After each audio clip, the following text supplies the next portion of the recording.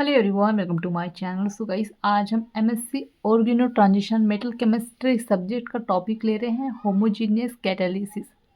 काफ़ी ज़्यादा इंपॉर्टेंट है, ये हमेशा एग्जाम में आता है और ये लॉन्ग आंसर टाइप क्वेश्चन में आता है, इसलिए इसको आपको अच्छे से कमेंट करके जाना है।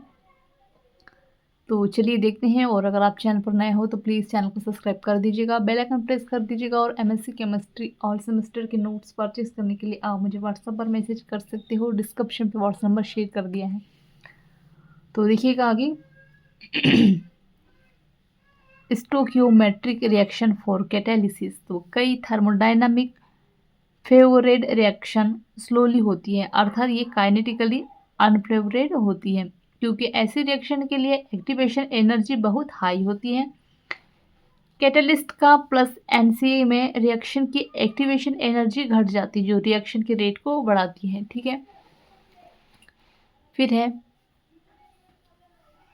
कैटालिसिस फर्स्टली किसी एक रिएक्शन से अटैच होकर इंटरमीडिएट फॉर्म करता है, जो आगे रिएक्शन में भाग लेकर प्रोडक्ट बनाता है। इस रिएक्शन की एनर्जी प्रोफाइल डायग्राम शो किया गया है। तो ये एक एनर्जी लेवल दिया गया है, यहाँ पर देखिएगा। यहाँ पर है इनिशियल, इंटरमीडिएट, ये ठीक है। और ये है एक क्वेपर लैटिक। इसमें जो डेल जी है ये क्या है, is very high absence of metal, presence of water. ठीक है, तो इसको आपको अगर ये टॉपिक आता है तो इसको एग्जाम में लिख कर आना है। ठीक है, इस ग्राफ को आप बना कर आइएगा। फिर देखेंगे, कई ऑर्गेनिक सिंथेसिस में ऑर्गेनोमेटलिक कंपाउंड का यूज कैटालिसिस के फॉर्मेशन में किया जाता है। कंपाउंड मेन ग्रुप एलिमेंट और ट्रांजिशन एलिमेंट होते हैं। ये ऑर्गेनोमेटलिक जनरली स्ट्रक्चर स्टीरियोमेट्रिक रिएक्शन के नाम से जाने जाते हैं। ये रिएगेंट जनरली वैसे ही रिजनरेट नहीं होते, परंतु ये किसी अन्य एसपीपी में कन्वर्ट हो जाते हैं। आगे देखिएगा।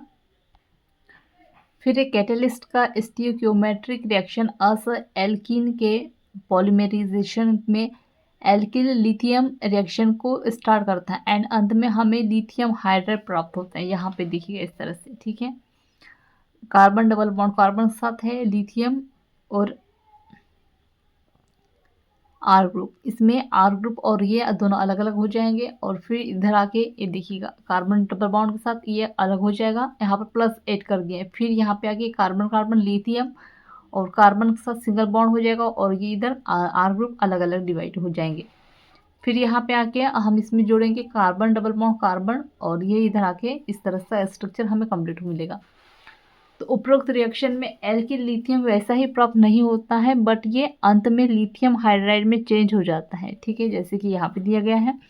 और हैंस यह कैटलिस्ट का स्टीरियोमेट्रिक रिएक्शन है। ये कैटलिस्ट फॉलोइंग स्टेप में कंप्लीट होता है। फर्स्ट है ऑक्सीडेशन, एडिशन और कोऑर्डिनेशन। तो देखते हैं इस टॉपिक में क्या कहा गया है। तो फर्स्ट है कि इस स्टेप में ऑर्गेनिक सबस्ट्रेट का इंटरेक्शन मेटल और उनके कॉम्प्लेक्स के साथ होता है, जैसे कि Mg प्लस RX। तो यहाँ पर क्या हो जाएगा, यहाँ पे R ग्रुप के साथ Mg और ये X जो है इधर बाहर चला जाएगा। ठीक है, आगे देखेंगे। फिर है मेटल एंड मेटल कॉम्प्लेक्स, जो कोऑर्डिनेशन अनसेचुरेटेड होते हैं। ये ऑर्गेनिक मोल के साथ ऑक्सीडेशन एडिशन करते हैं। इस एडिशन के दौरान CMI का कोऑर्डिनेशन नंबर बढ़ जाता है। सामान्यतः ट्रांजिशन मेटल कोऑर्डिनेशन अनसैचुरेटेड होते हैं, बिकॉज फर्स्ट है इनमें वैकेंट डी ऑर्बिटल होते हैं और सेकेंड है कि ये वेरिएबल ऑक्सीडेशन स्टेट शो करते हैं। फिर है सेकेंड नंबर में इंट्रा लिगेंड कॉम्बिनेशन रिएक्शन और इंसर्शन रिएक्शन। तो इस रिएक्शन में कैटलिस्ट लिगेंड अनसैचुरेटेड कंपाउंड के साथ जुड़ता है, जिसे निम्न एग्जांपल में शो किया गया है, जैसे कि यहाँ पे देखिएगा ये। ठीक है, ये स्ट्रक्चर है और इधर आके ये क्या हो जाएगा, ये O के साथ और ये इधर आ जुड़ जाते हैं। ठीक है, मतलब R ग्रुप ये और ये डबल बॉन्ड, एक डबल बॉन्ड जो है वो इधर आ जाएगा और MgX जुड़ जाएंगे। थर्ड नंबर में है एलिमिनेशन प्रोसेस। इस स्टेप में ऑर्गेनिक प्रोडक्ट का निर्माण होता है। ये कैटलिस्ट पार्ट सेपरेट हो जाता है।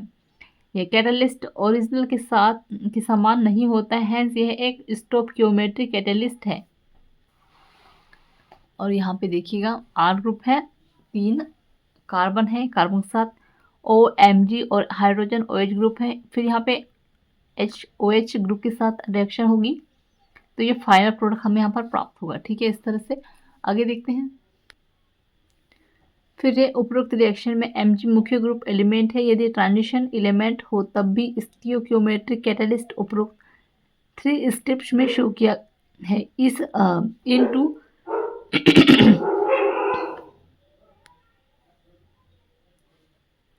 इन टू स्टेप के मुख्य का मेन डिफरेंस निम्न होता है। फर्स्ट है Mg एडिशन और केवल ऑर्गेनिक हैलाइड के साथ ऑक्सीडेशन करता है एंड एट कंजुगेटेड डाइनर और ये कार्बोनिल्स एंड नाइट्रेट कंपाउंड के साथ इंसर्शन रिएक्शन करता है, जबकि ट्रांजिशन मेटल जनरली ग्रुप के साथ ऑक्सीडेशन एडिशन रिएक्शन करता है, जैसे H2Cl2 CH3I CH3COCl HgCl2। फिर और ये सेवरल ऑर्गेनिक इनऑर्गेनिक मोल के साथ इंसर्शन रिएक्शन करता है। एग्जांपल एल्काइन डाइमर इज ओकिनाइट को CO CO2 CS2 and SO2। यदि ऑर्गेनिक ट्रांजिशन मेटल का यूज कैटलिस्ट प्रोसेस में किया जाए तब फॉलोइंग टाइप की रिएक्शन में भाग लेता है। ये कैटलिस्ट है, यहाँ पे हो रहा है ऑक्सीडेशन एडिशन, और ये है यहाँ पे है M के साथ ये XY जुड़ा हुआ है, मतलब कैटलिस्ट के साथ ऑक्सीडेशन एडिशन रिएक्शन जुड़ेंगे। और यहाँ पे AB जो है उसको ऐड करेंगे तो ये क्या हो जाएगा, M के साथ यहाँ पे AB X जुड़ जाएगा और इधर क्या हो जाएगा, ये वाला Y इधर, तो ये क्या है, इंसर्शन हो रहा है। अब इधर आके M के साथ ABX और ये देखिएगा थर्ड नंबर का जो होगा, मतलब कि ये फर्स्ट स्टेप, सेकेंड स्टेप ये वाला, और थर्ड स्टेप में डाइसोर्पोशन होगा तो ABY प्लस M, और ये यहाँ पर होगा एलिमिनेशन। ठीक है, इस तरह से M के साथ Y इधर X और इस बीच में AB। ठीक है, आगे देखते हैं। अब हम पढ़ेंगे होमोजीनियस कैटलिस्ट हाइड्रोजनेशन।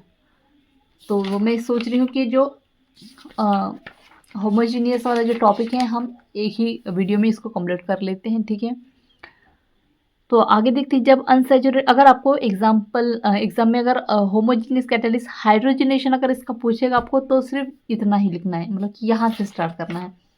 और होमोजीनियस कैटलिस्ट अगर पूछेगा तो उसको अगर शॉर्ट क्वेश्चन पूछेगा 4 नंबर का, 5 नंबर का और हाइड्रोजनेशन तो सिर्फ यहाँ से स्टार्ट करना है। और अगर लॉन्ग टाइप का अगर मतलब कि ज़्यादा नंबर का पूछेगा तो पूरा लिखना है। ठीक है, तो देखिएगा आगे। जब अनसैचुरेटेड कंपाउंड में हाइड्रोजन जोड़ा जाता है तो हमें सैचुरेटेड कंपाउंड प्राप्त होता है। इस प्रोसेस को हाइड्रोजनेशन कहते हैं। ठीक है, अब एल्किन का हाइड्रोजनेशन कैटलिस्ट की पोजीशन में फर्स्ट में होता है और ये कैटलिस्ट होमोजीनियस और हेट्रोजीनियस होता है।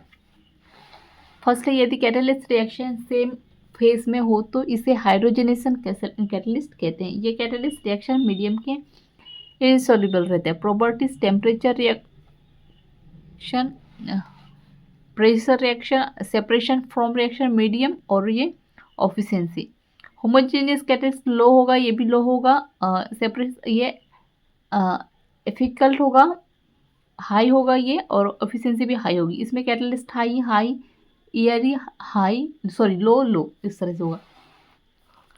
तो इसको आप एक चार्ट बनाकर भी लिख सकते हो, लेकिन मैंने इसको इस तरह से लिखा हुआ है। ठीक है, एल्किन को homogeneous catalyst hydrogenation Wilkin stones catalyst की पोजीशन टेंट में किया जाता है। यह हम फर्स्ट ATM प्रेशर पर यह रूम टेम्परेचर पर हो जाता है। यहाँ पर देखिएगा एल्किन है, यहाँ पे हमने लिया है ये RHCl PPH3 35 डिग्री सेल्सियस पर, तो यहाँ पर क्या बनेगा, एल्केन बनेगा। ठीक है, आगे देखते हैं। अब है विल्किंसन कैटलिस्ट का फर्स्टली सिंथेसिस विल्किंसन ने 1965 में किया था। जब रोडियम क्लोराइड ट्राइफिनिल फॉस्फेन को इथेनॉल के साथ बॉयल किया जाता है तो हमें विल्किंसन कैटलिस्ट प्राप्त होता है। तो हमें रेड विकलेट कैटलिस्ट प्राप्त होता है, तो हमें रेड कंपाउंड प्राप्त होता है। और रोडियम सेंटर में चारों कोनों पर 4 लिगेंड प्रेजेंट होते हैं। यहाँ पे इस तरह से, ठीक है। ये RH क्या है, सेंट्रल एटम है।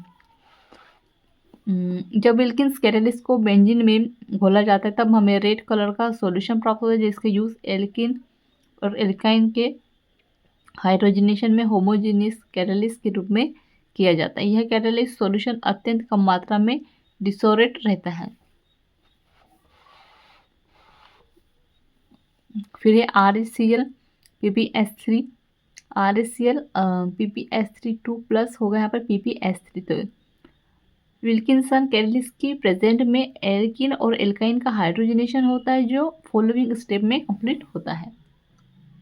अब फर्स्ट है विल्किंसन कैटालिस्ट H2 के साथ ऑक्सीडेशन एडिशन रिएक्शन करता है या हाइड्राइड कॉम्प्लेक्स बनाता है। इस प्रोसेस की ड्यूरिंग RH की ऑक्सीडेटिव अवस्था +1 से +3 के में चेंज हो जाती है और इसकी जो कोऑर्डिनेशन नंबर 4 से बढ़कर 6 हो जाती है। 2 नंबर में है कि जब hexa coordination RH3 complex 1 PPS3 ligand को डिनोट करता है तब ये पेंटा कोऑर्डिनेशन कॉम्प्लेक्स बनाता है।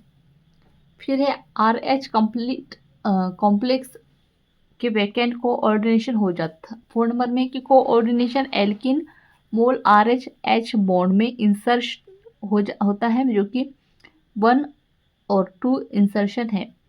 5 नंबर में है rhodium complex alkyl derivation elimination process करता है और ये एल्किन एलिमिनेशन करके पुनः ट्राई कोऑर्डिनेशन रोडियम कॉम्प्लेक्स का निर्माण करता है। जब tri coordination RH complex PPS3 ligand accept करता है तो यह कैटालिस्ट स्टेप कंप्लीट हो जाती है। आगे देखिएगा, यहाँ पे 16 इलेक्ट्रॉन है, यहाँ पे 18 इलेक्ट्रॉन है, ठीक है। और ये plus CH2 double bond CHR reactant है। और इधर आके 14 इलेक्ट्रॉन जो प्रोडक्ट है 18 इलेक्ट्रॉन 16 इलेक्ट्रॉन और ये प्रोडक्ट बनाता है। तो इनका आप स्क्रीनशॉट ले सकते हो, ठीक है, जो आपको एग्जाम में लिख कर आ रहा है। फिर है विल्किंसन कैटालिस्ट 1 PPS3 लिगेंड का लूज करता है, जो स्टेरिक रिफ्लेक्ट हो जाता है और RH+1 एंड +3 ऑक्सीडेटिव स्टेट का निर्माण करता है और इन दोनों स्टेबल की स्टेबिलिटी कंपेरेबल होता है। विल्किंसन कैटालिस्ट की फर्स्ट में एल्किन एंड एल्काइन के हाइड्रोजनेशन होता है, जबकि अदर ग्रुप जैसे कि कार्बन ट्रिपल बॉन्ड N और COOR NO2 C double bond O unaffected रहते हैं। और ये इसका रिएक्शन देखिए, PH NO2 और यहाँ पे H2 RHCl PPS3 की प्रेजेंट में रिएक्शन होगी। विल्सन कैटालिस्ट के मेजर डाई रैक फॉलोइंग होते हैं। इसकी जो को के प्रति एफिनिटी हाई होती है। इस कैटालिस्ट के द्वारा एल्डिहाइड डिग्रेडेड हो जाते हैं और C6H5 single bond CH double bond CH single bond CHO और ये इधर आके इस तरह से बैलेंस कर बनाते हैं। और यहाँ पे जो है हमारा जो टॉपिक है वो एंड होता है। अब हम यहाँ पर पढ़ेंगे जिग्लेक्स नट्टा, ठीक है। तो ये काफ़ी ज़्यादा इंपॉर्टेंट है, इसको हम अगले वीडियो में कंप्लीट करेंगे। तो वीडियो पसंद आई हो तो प्लीज़ चैनल को सब्सक्राइब कर दीजिएगा, बेल आइकन प्रेस कर दीजिएगा। और MSc केमिस्ट्री और सेमेस्टर के नोट्स परचेस करने के लिए आप मुझे व्हाट्सएप पर मैसेज कर सकते हो। डिस्क्रिप्शन व्हाट्सएप नंबर शेयर कर दिए हैं। Thank you.